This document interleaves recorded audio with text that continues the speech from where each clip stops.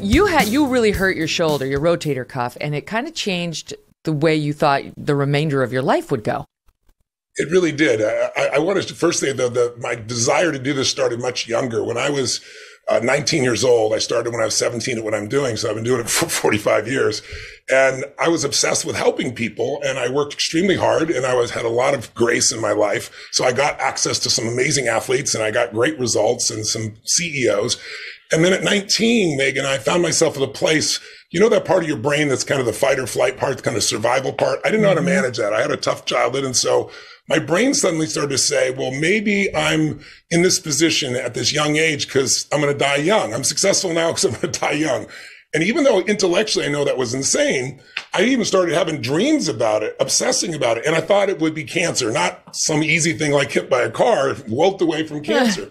And the reason I tell you this is because it was a huge part in what made me later on be able to deal with the injuries I had, because I'm obsessing on it. And of course, you obsess on something that shows up in your life usually. Unfortunately, the first time it happened was not a tumor with me. It was my girlfriend, and it was her mom. And she came home and said, they've sent her home to die. She's going to die in 9 weeks. And if it had been me, Megyn, I think most of us will do more for others we love than we'll do for ourselves.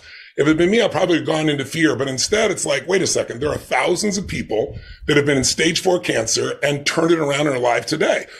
Let's go study those patterns. That's what I've done my whole life, right? So I'd taken a speed reading course. I started reading all these books, and I found this book called One Answer to Cancer. Wouldn't be the one I recommend today because there's much better tools. But it was written by this dentist who had pancreatic cancer, the most deadly cancer of all. And 12 years later, he was alive, and he explained what he did. So I went to this woman, her name was Jenny, in her early 40s. And I said, Jenny, I said, I think you can still live. This man lived. There are a lot of people. Why don't you read this and see if it's worth going for? I mean, you have no downside. If it doesn't work, you're just going to have the same outcome. And long story short, she applied it, and she had a tumor on the back of her shoulder that was protruding, and she had one in her feminine organs. And within 2 weeks, 3 weeks, she started having more energy and feeling better. In about 10 weeks, you couldn't see the tumor anymore. You couldn't feel it even. And so finally, when she outlived the time they thought she'd die, they did exploratory surgery, and they found the end of my pinky's fingernail was all that was left of it. And the doctor said, this is just an absolute miracle. And she said, it is, but let me tell you what I did. And he's like, no, it's just a miracle. She's, by the way, in her 80s today, totally alive. And that changed me from victim and fear to really being kind of a biohacker and transforming my life. And so, I do events for 4 days, 7 days with 12, 15, 20,000 people in a stadium. And I hold them 12, 14 hours a day when they wouldn't sit for a 3-hour movie. So what I do with my body is insane. But what happened to me later is I got a tumor. I'm a helicopter pilot as well. And I went for, a normal physical to stay qualified. You do it every 2 years. And the doc there did some blood tests. And so he kept calling, and I was going to south of France. And I said, well, just tell him to send the report. And I come home one night, there's a note that says, call the doctor. He says it's an emergency. Oh, no. And then, my old fear just went crazy. The mind goes nuts. I've been so healthy for all this time, but I do fly. Is it too much radiation? You know what the mind does. Mm-hmm. And then I've learned to settle myself and say, like a coward dies 1,000 deaths, a courageous person once. Let me wake up in the morning and find out. Sure enough, doc tells me, you got a tumor in your brain. I'm like, what? I came to you. There was nothing wrong with me. He says, well, I noticed you have a lot of growth hormone. I said, well, how'd you figure that out? My hands are bigger than your head and my feet are size 16. I grew 10 inches in a year. I was 5'1" in high school. I'm 6'7" now.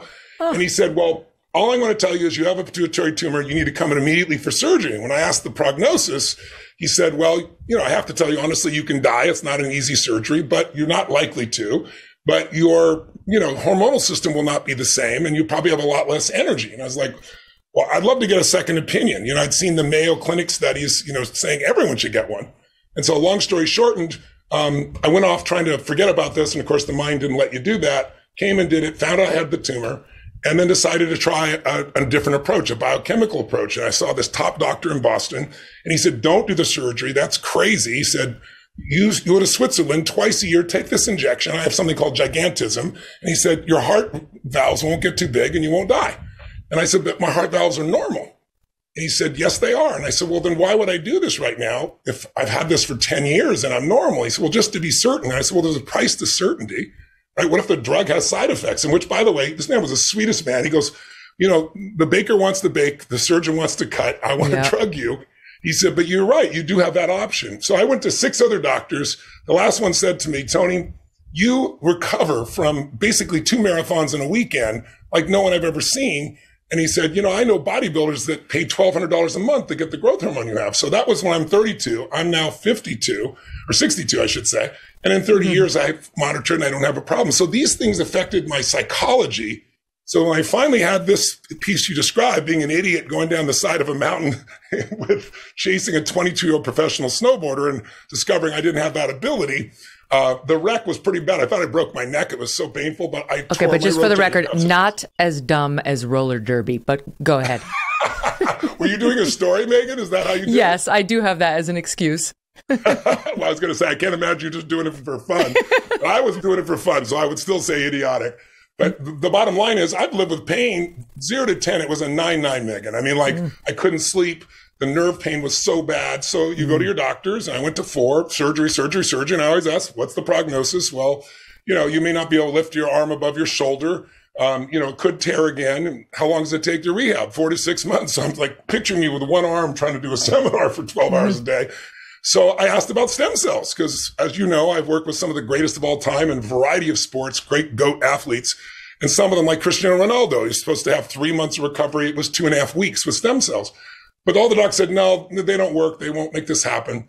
So I went to Dr. Peter Diamandis, who's a good friend of mine, rocket scientist and an MD from Harvard, and said, everybody, who should I talk to? And he said, Dr. Bob Harari, who's now a partner and a co-author in this book.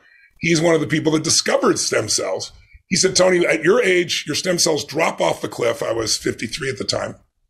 He said, you need the force of life. You need to get stem cells that are brand new, like 4 days old. And I said, well, I don't want to do fetal tissue. He goes, well, we never do that. But when we have babies, the placenta and the cord come out and most people throw them away. And we discovered it has the healing power like nothing else. So I went for 3 days of treatment. I had just an IV 20 minutes a day, a single injection. And I left out the most important part. The 4th doctor I talked to, after telling me about this problem with my shoulder, turned to me and said, literally looked at me in the face and said, now I need to be your doctor. I need to tell you life as you know it is over. I said, what? And he said, let me show you your spine. No more jumping, no more running, certainly no more snowboarding. He said, 1 hit and you could lose the ability to walk. And I was used to a lot of pain, but I wasn't used to that level. I came out of that and said, I got to find the solution. I went down, did the stem cells. On day 2, I woke up not only with no problem with my shoulder, I had the MRI, my shoulder's perfect, no surgery, perfect shoulder. But the second thing that happened was I had no pain in my spine, Megyn, for the first time in 14 years. So I became obsessed. I want to know everything about stem cells. And then I discovered it's not just stem cells. It's this regeneration revolution. And believe it or not, the Pope, and I'll finish with this, the Pope does every 2 years the biggest regenerative conference in the world because he sees this as a gift to humanity. And he brings all these doctors together. And he asked me to be the cleanup speaker. And I said, I'm happy to do that, but I want to go to the whole program with all the other docs. And I did. And I met some of the most genius scientists in the world. I met people, at least 24 people that were sent home to die, because their cancers were untreatable. But they met Dr. June with CAR T cells, or they met a new approach, and they're alive 10 years later. I met Jack Nicklaus, who's, the greatest golfer of all time. He was told he was in so much pain, he couldn't stand for 10 minutes, literally without the pain being unbearable. Here's a guy his whole life, athletic, playing golf, and missed all that. They were going to fuse his spine, which only works about half the time. Thank God he didn't do that. He did stem cells, and he's now 82 years old playing golf and playing tennis again. So that gave me the drive to say, I'm going to interview these 150 doctors. I want to bring those answers to people. And I have this healing in my own body as a secondary gift as well. Oh, now, wait a minute, because, when you give birth to a baby, they give you the option of sending all that off to be stored just in case your kid needs some life-saving thing, which I did. But would I need to use that, or I can just get stem cells from, any doctor? Does it have to be something that came from me? No, it doesn't. That's called autologous. That's the legal term for what comes from you. And at this stage of life, that probably, unless you have like a small change, like an elbow or maybe a little bit to a knee, but for something greater, you need what's called allogenic. It's just a fancy word from cells from someone else. But it's still valuable. I met an 11-year-old child who was supposed to die when he was 4, and they used his sister's stem cells because they forgot to or didn't believe in, saving the cord. And Dr. Bob Harari, by the way, was the first person who ever did that. He's the one who created the original companies that do that. I did that. I just now have a 10-month-old daughter. I have a 48-year-old and a 10-year-old. I have 5 kids and 5 grandkids. But I saved it for the same reason. But today, they can take even skin cells and turn them into something called pluripotent, which means cells that can become anything else in your body, any organ. So there are a lot more choices, but I still recommend for parents to save that because the match is so precise. It's still incredibly valuable. Hey, thanks so much for watching. If you like what you just saw, hit the subscribe button for more clips and full episodes.